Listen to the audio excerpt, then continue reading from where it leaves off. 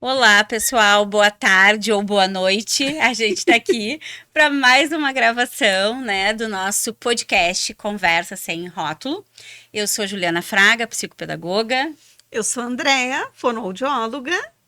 e a gente está aqui hoje com uma convidada muito especial que faz parte da equipe da ION, que é uma parceira nossa, que é a Alexandra, que está aqui conosco. Muito obrigada pelo convite. A Ali é psicóloga clínica de orientação psicanalítica, doutoranda em saúde e desenvolvimento humano, mestre em promoção da saúde, desenvolvimento humano e sociedade, especialista em avaliação psicológica, neuropsicologia e psicologia jurídica e perita do TJRS. E é a nossa convidada hoje, que orgulho Te estar aqui mete, né? conosco. Obrigada, menina. É um prazer estar aqui para a gente ter essa conversa.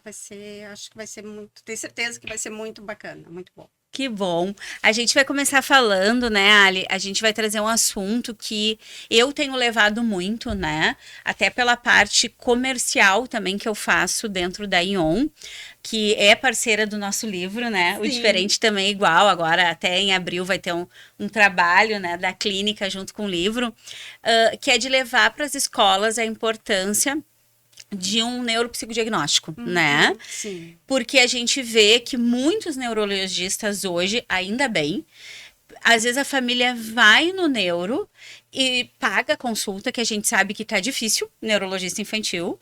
Pelos convênios, nós não estamos conseguindo consulta. Não tem. Particular, tá demorando. E é caras consultas. E muitas vezes o neuro pede para ir para fazer um neuropsicodiagnóstico, um psicodiagnóstico. E aí eu tenho falado dessa importância das escolas explicarem o que é esse neuropsicodiagnóstico, o que vai detalhar da criança e a importância dessa criança chegar num neuro com a criança ou adolescente, chegar no neuro já com esse documento. Aí eu queria que tu explicasse um pouquinho para nós o que é um neuropsicodiagnóstico. Bem, gurias, assim, a avaliação neuropsicológica, ela é uma avaliação do sistema nervoso central. Então, o que a gente vai estudar? A gente vai estudar inteligência, memória, atenção, as funções executivas, as praxias, e junto com isso, comportamento, personalidade e emoção. Tá? Porque é um combo, nós somos completos. E desde muito pequenininhos, nós somos completos, nós não somos compartimentos. Então, a gente precisa olhar a criança, o adolescente ou o adulto como um todo. Tá? Então, essa é a visão que a gente tem quando faz uma avaliação neuropsicológica ou um psicodiagnóstico. Exatamente. E a importância depois, né? A escola, eu vejo assim, na clínica, quando eu recebo a criança com um psicodiagnóstico, um neuropsicodiagnóstico, eu faço a leitura daquela criança e fica muito mais fácil na parte psicopedagógica o que eu preciso trabalhar. Sim. Né? Ele é um norte, né? Exato. Ele dá um norte. E a gente vê na nossa prática diária da clínica, a gente recebe crianças sem diagnóstico nenhum. A criança tem um atraso, aí muitas vezes o neuro não quer dar um diagnóstico, ou ainda é cedo, talvez, né? Não é porque não é tão gritante, né? O quadro. E aí, mas encaminham para as terapias, né? E à medida que a gente vai atendendo, nós vamos vendo a dificuldade, né? E o quanto é importante ter esse profissional para que a gente possa encaminhar para poder fechar tudo, né? A importância do diagnóstico, eu sempre digo isso para os pais, principalmente, e até para os adultos quando chegam, não é o diagnóstico em si, não é aquele CID, Sim. é o fato da compreensão do Isso. caso. Isso. Né? Compreender como é aquela criança, quais são as necessidades reais, quais são as potencialidades daquela criança para que vocês possam trabalhar com ela. Né? Não é para ver só o que não está bom, é para a gente ver também por onde é que ela aprende, qual é a rota de aprendizagem, né? Para ver como é que ela vai aprender a fala, por onde é que tu tem que trabalhar. E uma coisa que a gente sempre faz é colocar os encaminhamentos no final do laudo. E ali eu procuro, a gente tem mais 2 colegas que fazem, né, lá na IN. Sim. A gente procura sempre ali, quando faz o encaminhamento, já explicar, olha, a fono, o ideal é que ela comece trabalhando nisso. O psiquiatra ou o neurologista verificar as questões medicamentosas, mas entender também que essa criança tem, né, esse Bacana. outro lado. Então, isso acho que ajuda o outro profissional que está recebendo aquele laudo, né? Com certeza, Exatamente. imagina. E isso ali no final faz parte dos psico e neuropsicodiagnóstico da ION ou é um protocolo? Isso faz parte do O psicodiagnóstico. psicodiagnóstico ele tem que vir no final com essas orientações. A gente deve fazer. Nem todos vêm. E às vezes vem só assim, encaminhamento, psicoterapia, fono, psicopedagoga, mas não detalha. Sim. Né? E a gente vem percebendo que quanto mais detalhado for esse encaminhamento, melhor para aquela criança. Claro. Né? sem E para o dúvida. profissional que está recebendo ali para as terapias. Né? Exatamente. Imagina daí para o profissional que está na área, que já está trabalhando e que sabe a importância. Imagina uma escola receber essa orientação, né? Porque ele acaba sendo, que nem a Andrea trouxe, um norte. Porque assim, se a criança, às vezes, a professora identificou que ela não consegue sentar. Daí lá no neuropsicodiagnóstico apareceu a testagem, testou para TDAH. Ela vai, às vezes essa criança vai precisar de uma redução, porque a gente percebe na escola que ele fica super bem até o recreio. Depois do recreio, e isso pode ter a ver com o TDAH dele. Pode. Né? E que o neuro, muitas vezes, eles até têm algumas testagens mais rápidas ali que eles podem fazer, né? Mas que não vai ser tão um trabalho tão profundo, com várias testagens, né? Para chegar ali. E outra coisa também que eu percebo que as famílias vêm me perguntando muito é a questão que eles falam assim: mas eu tenho que passar por isso ou tem um exame de imagem? Então, não. Não A gente tem. sabe que não temos. Né? Seria, eu entendo, e eu acho que todo profissional da área, né, que trabalha principalmente com neurodivergência, né, gostaria muito que tivesse Sim. marcadores, que a gente Sim. pudesse fazer, né, exames de sangue aparecessem, modificações nos exames de imagem que nos dessem certeza daquilo. Claro, a gente sabe, assim, imagens como ressonância e tomografia são imagens anatômicas. Anatomicamente, o cérebro não tem diferença Sim. de um cérebro de uma pessoa típica. É igual. E isso para qualquer doença mental, né? E eu acho que é a grande dificuldade dos diagnósticos dentro da psiquiatria e da psicologia é exatamente esse. É o fato de que nós não temos nada que nos comprove. E as pessoas muitas vezes precisam da coisa material. Né? Então é mais difícil. É mais difícil, né? Entender da importância. Mas eu acho que tá mudando isso, né? Eu vejo que a escola está entendendo mais sobre a importância que é um neuropsicodiagnóstico. Eu vejo que os neurologistas mais atualizados também têm pedido, né? Muito. Um neuropsicodiagnóstico, né? Não ficam só naquilo que a mãe está trazendo, ou eles têm entrado em contato com os terapeutas neurologistas, eles têm mandado mensagem, eles estão ampliando o leque, justamente para a gente entender principalmente a questão do autismo, né? E aí a gente entra numa questão, né, Ali? Como tu faz o neuropsicodiagnóstico, tu deve receber adultos. Bastante. E tá recebendo esses adultos, e como é que tá sendo esse diagnóstico tardio? Porque na clínica, quando os pais chegam para conversar com a gente fala, assim, aquele pai que não faz contato visual. Muitas vezes na entrevista inicial, a gente já percebe. A gente até fala assim: olha, eu acho que aquele pai é autista também. Ou aquela mãe, eu acho que também é autista. Por quê? Exatamente por isso. Eles não têm um contato visual, é difícil a comunicação, tu tem que estar puxando. A rigidez. Eu tenho A famílias. rigidez, que exatamente. A rigidez, assim, ó. Rigidez com tudo, assim, ó, com Horário, mudança. Aham. Ó, mudamos, hoje faltou luz na clínica, um exemplo, né? E nós não vamos atender. Aquela família tem mãe ou pai Se que eu desorganiza. se desorganizo, mas como assim? Eu já estava a caminho. Aham. Não tem como atender, que é uma coisa normal, que tu percebe assim, normal. Que as pessoas típicas, tá, faltou luz, ok, eu vou voltar para minha casa. Então a gente percebe isso. Então, com isso, a gente vem. Muitas famílias vêm falando, ó, gente, o que que eu faço? Daí eu digo, vamos fazer, dar um encaminhamento para o pai fazer, procurar um neuropsicodiagnóstico, né? E é muito interessante também na clínica, porque à medida que a gente vai trabalhando com a criança e que um trabalho multidisciplinar, né, eles vão se dando conta É verdade. que a dificuldade que aquela criança dele tem, aquele filho, nossa, mas eu tinha isso, eu era assim também.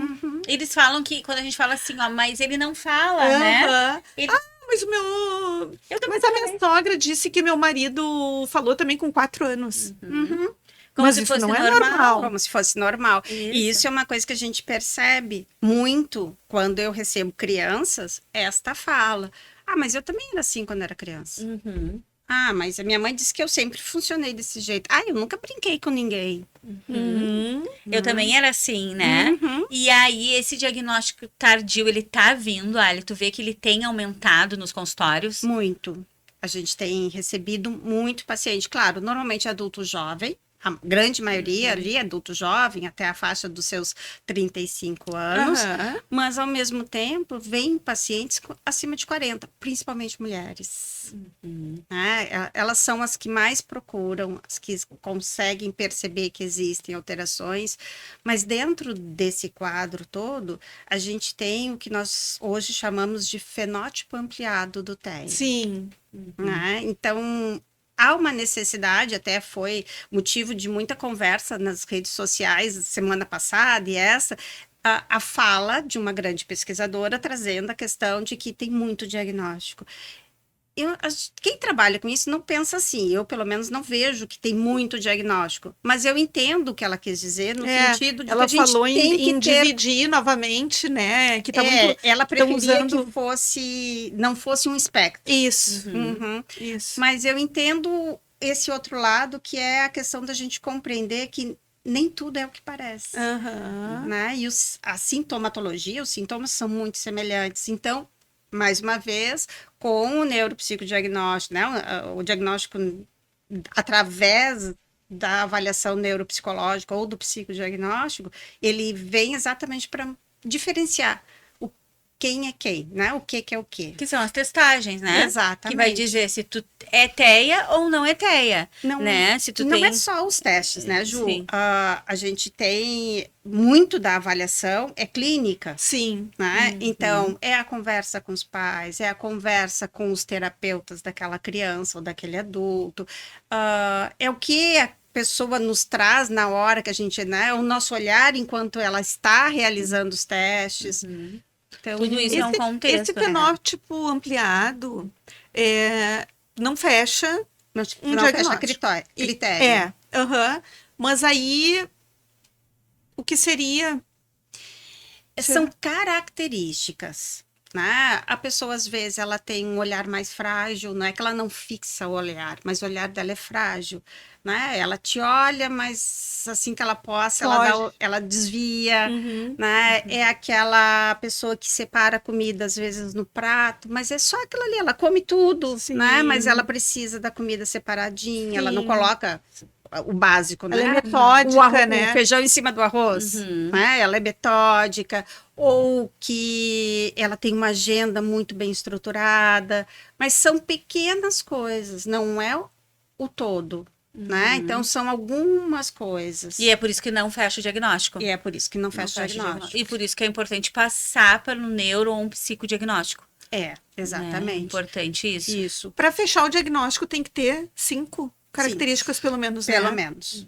Tem característica. E essas características têm que trazer prejuízo.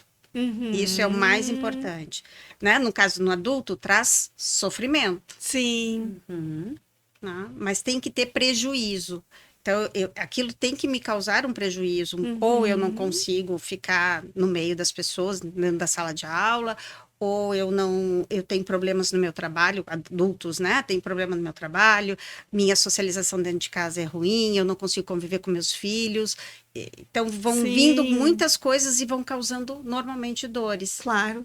Né? Então, precisa do prejuízo. Se não tiver isso que eu disse, né? Do prato arrumadinho, tudo separado, não causa prejuízo. Sim. É só a pessoa, Sim. ela se servir e pronto. Aham. Ah, então é a Ela questão... não vai deixar de interagir em sociedade, ela não vai deixar de ir numa janta, ela não vai, deixar de comer o que tem ali, ela só vai organizar do jeito organizar dela. do jeito dela. E é isso que a gente fala, o diferencial de não fechar. E eu acho que foi isso que foi dito, né? Quando foi falado, mas tudo é teia, né? Tudo é. Não, Não. não é tudo. As pessoas, elas podem ter um jeito de viver, que nem a Ali trouxe ali, uma agenda super organizada, metódica. Tem exato. pessoa, mas isso não interfere no meu final de semana, de eu sair com meus amigos, né? Sim, De porque a eu- pessoa consegue se organizar, o cérebro dessa pessoa consegue se organizar melhor daquela forma. Exato. Assim como tem o bagunceiro, Que se tu vai lá que e se arruma, organiza na ele se bagunça. perde. Aham. Exatamente É. isso. E Ali, a gente fala muito, né? Que nem tu trouxe as mulheres procurando esse psicodiagnóstico. E isso que se fala até nas redes, e a gente vê muitos pesquisadores falando sobre isso, que em mulheres é mais difícil, porque a mulher mascara mais algum sentimento. O que a gente poderia falar sobre isso? É que meninas normalmente tendem a ter mais facilidade para copiar comportamentos. Então, é assim, vamos supor, a criança não é uma menina e ela não gosta de dar beijo na avó, no vô, no tio, né? Quando tem as festas. Aham. Mas ela olha que a mãe chega e dá beijo no pai, na mãe dela, nos irmãos. Então, o que ela entende? Bom, isso é o que eu tenho que fazer. Sim, Aí. é o comportamento aceitável, é o comportamento que todo mundo faz, então eu vou fazer. Então, eu vou fazer.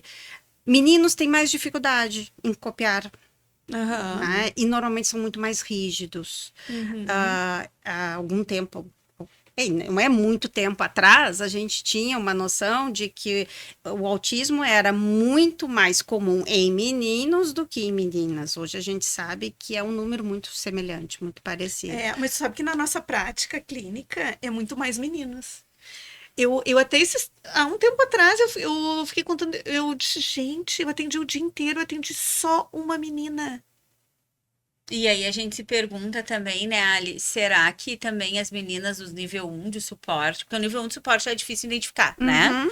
Porque a gente sabe que, assim, eles vêm falantes, né? Normalmente. E aí tu vai descobrindo no dia a dia, né? Ele já é um diagnóstico difícil de fechar, né? E as meninas, nesse momento, também pode ser ali essa dificuldade, porque como tu falou, elas vão seguindo um padrão, e às vezes, quando a gente vai receber as meninas, às vezes a gente já recebe, ou elas já são adolescentes, eu que trabalho muito com adolescente, ou também a gente recebe na idade escolar. Mas na educação sim. infantil é muito difícil, né? A gente receber, assim, o nível 1, eu digo. É, Né? aham, Quando aham. vem com o nível de a fala, né? Que é a André, que é fono. Normalmente não verbal, né? Aham. Não verbal, a gente sabe que vem para fono, Sim. porque precisa, né? O estímulo, enfim. Sim. E é avaliado também, junto com o neuro, e a Andrea também tem isso do psicodiagnóstico, até porque o não pode ser um atraso na fala, também Sim. não é tudo autismo, né? Não. A gente Sim. fala sobre isso. Não, pode ser só um atraso. Mas a gente percebe isso, a gente recebe um número muito grande de meninos, né? E um número menor de meninas. E vem em encontro de pensar sobre isso também, né? Será que está sendo identificado, né? Nas meninas, que eu digo nível 1, talvez, né? Porque também qual o olhar da escola daí ter nessas crianças, né? De identificar o que pode, será que é porque ela está repetindo padrões, né? Normalmente é isso que acontece. A repetição de padrões, elas são mais rígidas, elas não gostam que mexam nos brinquedos delas, elas não fazem trocas. Isso é uma dificuldade muito grande que a gente percebe nos pais.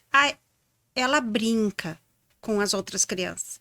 Tá? Ela brinca com a outra criança, ela faz troca com essa outra criança, ou ela está junto da outra criança, Isso é muito comum. né? A gente vê. vamos supor que seja eu e a Andréia. A Sim, eu tô Andréia brincando brinca aqui, com tu o tá dela, eu brincando tô ali. brincando com o meu aqui, a É. gente tá perto, tá juntinho ali. Mas nós não estamos fazendo trocas. Sim. Entendo. Né? Os pais têm grande dificuldade de perceber isso. Sim. Não tá vendo a troca com os pares, né? Só está no mesmo Exatamente. ambiente. Só está no mesmo ambiente que não incomoda, né? E isso acontece muito em consultório, né? A Sim. gente, quando atende, às vezes tem crianças que vêm de recomendação do neurologista o atendimento em pares, né? E aí a gente tenta organizar que todos os terapeutas atendam aquela criança em pares. E eles ficam exatamente assim, Ali, como tu relatou, um na frente do outro. Eles não se olham, Uhum. mas eles estão na mesma mesa. E estão aqui com um joguinho, montando. De vez em quando até tem um olhar o que o outro tá fazendo. Mas eles não trocam a peça. Igual uma criança típica, né? Porque a criança típica vai querer olhar aquele ali, vai trocar com ele, vai dependendo da idade. Existe a troca entre os pais. Deixa eu ver o que tu tá fazendo. Isso, né? vai sentar do lado, vai ver, vai... Enfim, e a gente vê que esse movimento, então, ele acaba sendo fazendo parte da terapia para que ele aprenda a fazer isso, Aham. para que na escola ele consiga brincar com os pares, né? Exatamente. Que é uma dificuldade. E aí essas crianças, elas, imagina, né? Quem recebeu o diagnóstico tardio passou por todas essas dificuldades sem saber, Exato. né? E quando elas chegam no consultório, eles, enfim, adulto, né? Tu percebe essa dor da vida que veio e de relacionamento? Muito, muito. Normalmente eles vêm porque eles estão sofrendo. Ou estão com muita dificuldade no trabalho, não conseguem, né? Às vezes tem dificuldade até de compartilhar a mesma sala com um colega, né? Ou na área de pesquisa, né? Um colega faz uma parte, eu tenho que fazer a outra, e aí quando chega para mim, o colega fez de um jeito que eu não consigo dar conta de seguir da onde ele parou, e porque por causa da rigidez. E quando crianças, vem sempre uma fala assim: eu recebi uma paciente já acima dos 40, que ela disse: a minha mãe dizia que eu parecia um saco de batatas. Aonde ela me colocava, eu ficava. E isso para ela era ótimo. Tu Sim. vê, né? E ela... Era uma criança fácil, né? De lidar, né? Eu levo a minha filha para todos os lugares, ela não incomoda, ela não pede Ela nada, não interage? ela não interage, mas para mim tá bom. Claro, eu consigo Né? levar e eu sei que ela vai estar sempre ali.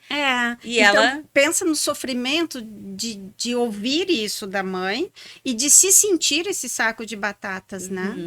E sabe Exatamente. que eu já ouvi depoimentos também de mulheres com relação a relacionamento, mulheres adultas com diagnóstico tardio, que sofriam muito porque elas achavam que elas tinham um problema de ser mulher por não gostar do toque, não gostar de determinadas coisas, e elas se culpavam por isso, né? Sim, normalmente elas se culpam muito por essa questão de ter dificuldades com o toque, ou só aceitam o toque do marido, né? Ou chegam com filhos pequenos, eu não consigo abraçar meu filho. E aí, o que a sociedade cobra das mulheres, principalmente? Que elas têm que ser afetivas. Maternais, Maternais, né? cuidadosas. Ela até cuida do filho. Sim. Mas ela não consegue ser maternal como a sociedade quer que ela seja. Exatamente. E isso deve interferir até na questão da amamentação, né, Ali? Porque eu fico pensando, a amamentação, ela é algo totalmente o toque, o afetivo. E aí eu fico pensando a dificuldade que elas passaram sozinhas e muitas até achando que estavam com uma depressão pós-parto. Muito. Porque a depressão pós-parto se fala há muito tempo, né? É algo muito mais falado do que o autismo em adulto, né? Exatamente. Então, se fala muito sobre isso. Então, eu imagino que elas deveriam, quem tem esse diagnóstico, entender a pessoa que ela foi e por que ela tinha aquilo, porque na verdade ela nem sabia, porque imagina tu, que nem tu falou, às vezes com o marido ela vai aceitando, com o companheiro, companheira, enfim, mas na hora do filho como é que eu faço? Porque é um ser que depende totalmente de mim, e eu tenho que alimentar, eu tenho que tocar, então imagina a dificuldade de não saber aquele sentimento, né, que tava ali, né, e depois com essa criança que vai crescendo e de entender. Então, eu imagino que realmente é o sofrimento, né?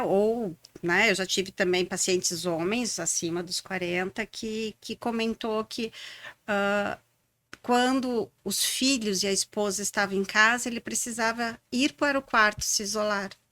Por quê? Os filhos eram pequenos, são crianças, Sim, fazem gritam, fazem barulho. bagunça, estão brincando. E ele se sentia muito mal, porque precisava se isolar. E a esposa cobrava dele o isolamento. Sim. Como que tu não participa? Por que que tu não tá junto? E ele não, e ele relata que ele nem entendia. Ele não, Ele só não precisava entendia. daquilo. Isso, e esse paciente especificamente, ele conta que quando criança também tinha as questões assim, eu não conseguia brincar com ninguém, as crianças não queriam brincar comigo quando eu estava na escola, o meu pai queria que eu jogasse futebol, eu nunca consegui, porque normalmente eles têm uma dificuldade motora, Isso. ou fina ou ampla, mas Aham. tem. Eu nunca consegui, e para o meu pai isso era um horror. Então existe muita dor. E Ali, como que é, depois que tu faz todo, né, o neuropsicodiagnóstico, e tu vai conversar com essa pessoa, o que que tu tem percebido quando eles recebem o diagnóstico? Vamos focar no TEA, né? Aham. Mulheres, homens, enfim, mas que tenham filho TEA ou não. O que tem filho, tu percebe, o que que tu percebe, quem não tem filho, qual é a visão que tu tem tido assim em consultório? Quem tem filhos já diagnosticados dentro do espectro se sentem extremamente culpados. Então a gente tem que trabalhar a questão de que não é culpa, né? Não existe culpa nisso. É uma outra questão. O TEA, ele é multifatorial, ele Sim. não é só genético, só hereditário. É genético, hereditário, é ambiental. Então, ele é multifatorial. E até conseguir fazer com que essa pessoa entenda que ele não é culpado, a gente leva um tempo. Ao mesmo tempo que existe um certo alívio, né? E uma compreensão maior daquele filho. Então, agora eu entendo por que que ele faz isso. Né? Eu consigo me colocar no lugar dele. E eles começam normalmente a perceber a sua infância mais nitidamente. Quando não tem filhos ou não tem filhos dentro do espectro, vem um alívio, mas às vezes vem uma outra dor, né? Porque como eu fui funcional a minha vida inteira, como é que eu posso estar dentro do espectro? Entendi. Eu tive uma paciente bem jovem, 26 anos, eu acho, se eu não me engano, 25, 26, que ela escreveu, porque ela não conseguia falar muitas coisas, então às vezes ela me mandava textos falando a respeito dela. E uma das coisas que ela colocou no último texto que ela me enviou foi: se eu estiver dentro do espectro, eu vou me sentir uma fraude. Tamanho o sofrimento Que ela dela. vinha. Porque como assim, eu estou dentro e eu não soube disso? Eu não me identifiquei. E como é que eu fui funcionar a minha vida toda? Porque a maioria trabalhou, se formou, casou. Sim. Eles foram vivendo, né? E por isso a importância de quem recebe o diagnóstico tardio escutar isso de uma profissional e também as pessoas que descobrem falar mais abertamente sobre isso. Sobre isso. Né? Claro que a gente tem hoje um canal assim que a gente vê artistas falando, né? A gente tem um caso da uma artista que recebeu depois, acho que é Sabatella? isso. A Letícia E Sabatella. eu fico pensando como que quanto artista, né? Eu fico imaginando como foi difícil para ela. Porque ela tinha que interpretar, tinha a questão do socializar, a questão do sorrir em todos os momentos numa entrevista, muitas vezes em lugar cheio de gente. Eu fico imaginando. Mas ela sempre foi uma artista mais reservada. Mais reservada. Sempre foi. Exatamente, exatamente. Até a vida dela, tudo. Sempre exatamente. foi. Ela nunca foi essas artistas. De expor, né? E ela conta de que de criança ela ficava sozinha, né? Ela brincava com as pedrinhas e ela foi buscar um neuropsicodiagnóstico porque ela se via criança e começou a ver sobre o autismo e começou a se perceber. Então, essas vozes, para nós, a sociedade, é importante, né? Porque normaliza, né? Normaliza assim, bom, eu tenho isso, mas outras pessoas também têm. Sim, não é o fim, né? Não é o fim. Isso é uma fala que eu acho que é muito importante, que é o que eu trouxe lá no início, né? O diagnóstico, ele tem que vir para ajudar, Uhum. né? Ajudar as pessoas a se entenderem, a serem felizes, Uhum. a buscarem métodos, né? De mudar aquilo Uhum. que não querem mudar em si e, ao mesmo tempo, aprender a dizer pro companheiro, pro amigo, o que for, eu não quero ir nesse lugar porque tem muito barulho. Sim. Eu não vou sair de casa hoje porque eu não estou bem. Né? Eu passei o É, dia eu tô precisando ficar quieta. Uhum. Porque o outro possa atender. E agora eu lembrei uma coisa, meninas, que eu não sei se vocês já viram acontecer, mas assim, eu já tive pais que receberam um diagnóstico de TEA e com filhos já na idade ali de 10, 12 anos, que a criança olhou e disse assim, eu tinha certeza. Que bom que não sou só eu. Olha só, né? Que interessante. A criança já tinha percebido Que coisa, né? que o pai, a família era, e aí ele se coloca num lugar bom. Para criança deve ser bom isso também, né? De sentir assim, bom, eu tenho, mas a minha família, então isso é normal, né? Exatamente. Porque É, a eu- gente coloca numa coisa assim, como, eu sou diferente, né? A gente cuida muito isso, os pacientes, principalmente quando eles estão saindo da infância e entrando na adolescência, né? E eu trabalho muito com adolescentes, e eu vejo que às vezes eu penso assim, mas por que tu tá olhando assim? E ele fala, eu sou autista, eu sou estranho. Então a gente tem que desconstruir isso, essa né? ideia do ser estranho. Do ser estranho, eu sou Ah. estranho porque eu sou autista é estranho, e não é isso, né? A gente tenta e quer muito que nós todos somos diferentes, né? Exato. E que cada pessoa vai ter um jeito e nós somos seres diferentes, mas porque a gente vive numa sociedade do que é o normal, né? O normal é tu ir numa festa, tu conversar com todo mundo, tu Aham. cumprimentar, tu não tá com abafador, com fone de ouvido, né? Tu tira, tu socializa, tu conversa sobre assuntos. Isso seria, aspas, né?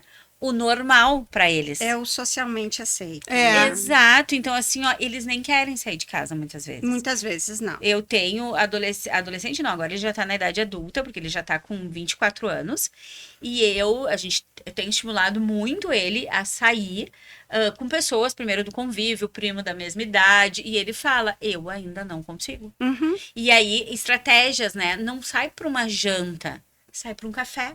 Café é curto, Exato. né? É como um estímulo, vai na Sim, padaria, na não esquina. precisa ir numa festa, Não, nada de muito combina com tempo. teu Vai primo indo, e né? os teus primos ali para tomarem um café. Vai ampliando os poucos. Porque o café ele é né? curto, né? Não é uma janta que tem que esperar ficar pronta. A janta. Aham. Então, são estratégias que a gente tem dando, porque são esses adultos que passaram a infância, TEA, passaram a adolescência, os estranhos tentando se encaixar, e agora na idade adulta, já que ele pode dizer não, porque ele já mora sozinho, trabalha, eu vou me isolar. Exato. Recentemente eu fiz o diagnóstico de um menino, 23 anos, que ele contou durante a entrevista inicial que quando ele ia a todas as festas de família, cumprimentava todo mundo, estava sempre junto, ia até o mar, por exemplo, quando eles iam para a praia. Quando ele fez 18 anos, que ele entendeu que ele poderia dizer não, ele simplesmente não vai a festa nenhuma, ele vai à casa da praia, mas jamais vai até o mar, porque ele não gosta da areia, né? Mas ele entendeu que agora eu posso dizer não, então eu não vou mais a festa nenhuma de família. Exatamente isso. Então ele se isolou completamente. Porque agora eu falo não, eu não vou e ninguém me coloca dentro de um carro e diz que eu vou, né? Exato. Então se isola. É muito pior, né? É. Porque daí vai se isolar completamente ali, na idade adulta, que é quando, né, a família já não tem o controle mais. Sim. Não, tu vai ir pra praia, tu vai fazer isso agora, eu posso dizer não, né? E aí são pouquíssimos que estão em terapias, né? Olha, assim, eu vejo Muito pouco. a grande maioria estão se isolando em casa e não estão, e a importância de um psicólogo, né, na terapia de dar essas estratégias para ele, né?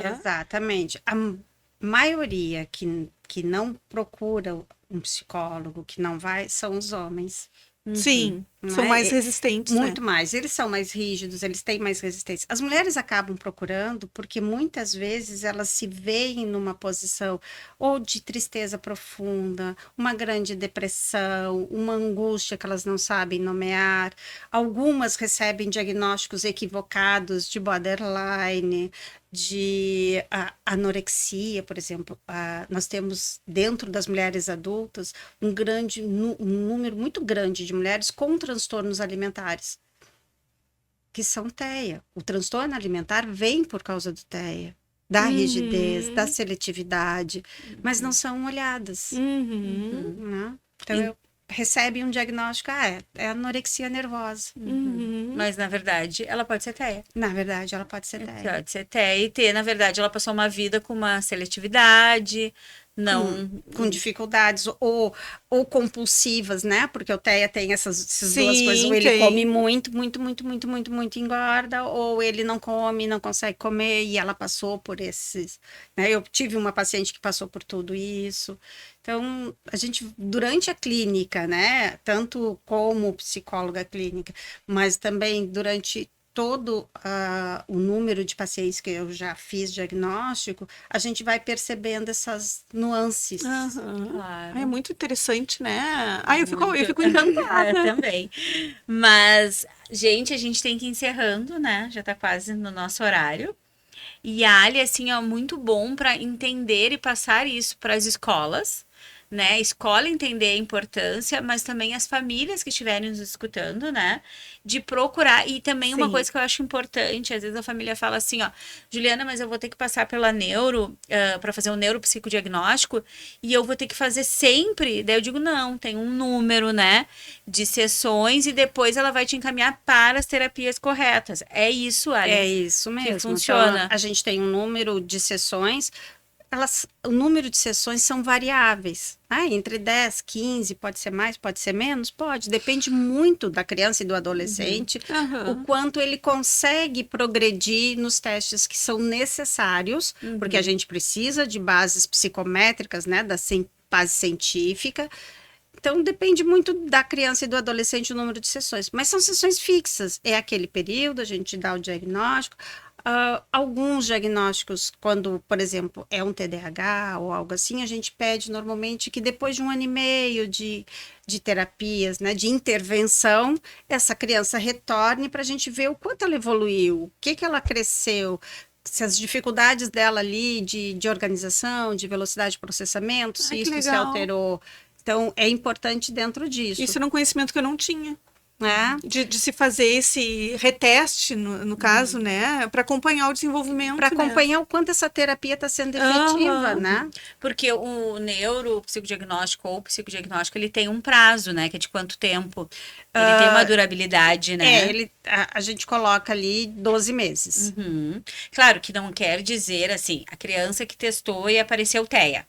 E ele foi no neuro e o neuro deu o laudo. E ele vai ser TEA, né? A gente não tá dizendo que a gente vai testar para ver se ele é TEA. Mas as habilidades, o que ele conseguiu avançar e o que ele precisa... Sim, porque tem várias habilidades. As funções executivas mesmo, as praxias. Que melhora. A memória, a atenção. Tudo vai melhor. Com as intervenções, tudo isso vai melhorando. Né? Até mesmo assim, a compreensão verbal, porque muitos não têm.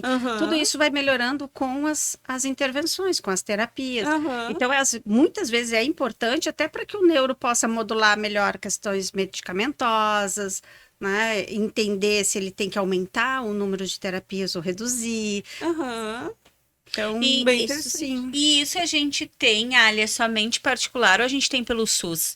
Pensando agora em famílias que não têm plano de saúde, não tem condições, porque a gente sabe que as testagens é algo que envolve na clínica particular valores, porque assim, né, precisa, né, a gente sabe. O SUS oferece esse tipo de trabalho? O SUS oferece.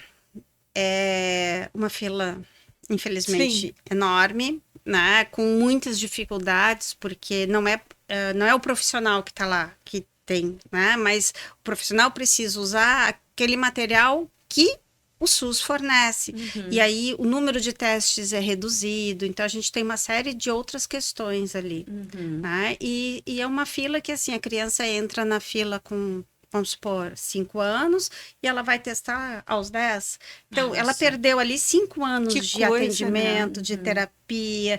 Então, é uma criança que, por exemplo, talvez fosse nível 2 de suporte, que hoje a gente chama de exigindo apoio, né, substancial. Ela poderia passar para o nível 1, se ela tivesse recebido as intervenções, porque esse apoio começa a reduzir. Sim. Então a gente fala aqui de uma questão de saúde pública, né? Exato. Que isso deveria, porque a gente não tem, né, um local, né, pelo menos aqui em Porto Alegre, assim, teve o espaço que abriu ali do lado do... Aqui na Bento abriu um espaço, o Certa, isso, que a ideia era ter, e eu acho, não sei se tá tendo, não tenho essa informação, mas mesmo assim a fila era muito... Então ampla. teria que ter mesmo nos seus postos de saúde de referência, né? Exato. Psicólogos especialistas em psicodiagnóstico em cada bairro, testando, né? Isso seria o ideal, Seria, né? Isso Teria é o que a gente que se a esperaria. gente pensando em saúde pública, imagina... E não é impossível, né? Não. Para uma prefeitura, enfim, de conseguir colocar psicólogos, especialistas em psicodiagnóstico em cada unidade de saúde, né? Porque isso ia diminuir as filas. Exato. Porque tu ia no teu posto, que nem o pediatra, tu ia no teu de referência. Sim. E o pediatra poderia solicitar esse encaminhamento, Sim. né? Podia vir via e ampliar, né? A ideia, até quando abriu ali o Certa, era ampliar e unir saúde e educação. Exatamente. Então, essas crianças poderiam vir, isso ideal, né, gente? A gente está falando No de uma, mundo ideal. no mundo de uma saúde pública, de todos terem direito a essa testagem, que hoje, infelizmente, né, Ali, a gente até tem na ION, que é onde a Ali faz, a gente tem um valor que a gente chama de valor social. Que é um valor menor para as famílias de renda menor, enfim, crianças que vêm do estado, do município, a gente consegue fazer isso. Mas são muitos, né? A gente está falando não consegue abranger todo mundo. Todo né? mundo. Então, a gente está falando uma população. Imagina se cada unidade de saúde tivesse essas testagens, podia vir via escola e ia ser aquelas crianças do bairro. Então, não ia ter essa fila. E a gente ia melhorar a qualidade de ensino, de terapias. De vida, De né? vida, exato. Qualidade de vida. Então, é uma falha muito grande que nós temos no sistema, né? De não ter esse serviço oferecido, né? Mas aí, Ju, a gente tem que pensar assim, nós não temos nem neurologista infantil pelo SUS aqui no estado. Não temos. Né? E os planos de saúde parece que também não tem, pelo menos assim. Eu tenho os que visto... tem isso, não consegue dar conta. E muitos do plano de saúde estão migrando para o particular. Eles estão saindo do plano de saúde, então assim, ó, hoje a gente tem um leque do particular, né? E a gente entende, cada pessoa vai fazer, enfim, o seu trabalho, mas o que deveria ter no Sistema Único de Saúde era realmente concursos, né? Que a gente sabe que todo mundo entra via concurso público.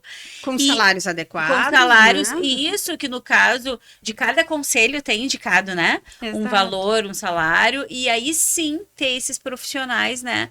Dentro da saúde, porque é uma questão que não vai sumir. Não. Vai aumentar. Isso. Porque hoje a gente tem muito mais conhecimento, né? Nós temos mais instrumentação, tanto científica como psicométrica, para poder fazer esses diagnósticos, né? Então, o número aumentou muito em função disso. Sim. Exatamente. E também tem isso, né? As testagens, né? A qualidade, né? Porque as pessoas falam assim, Juliana, mas por que agora tem e na minha época não tinha? Porque não existia essas testagens. Passava... Não, e os autistas, muitos, né, passavam... Sempre existiu, né? A gente sempre fala isso. Mas era muito quadro de esquizofrênicos, né? Então, eram diagnosticados aqueles quadros mais graves, os níveis 3 de suporte, com maior durante dificuldade... muito tempo se entendeu que o autismo estava dentro das psicoses, né? Isso. Exatamente. Hoje a gente sabe que não. Então, é uma evolução que a gente tem e com isso as testagens cada vez mais.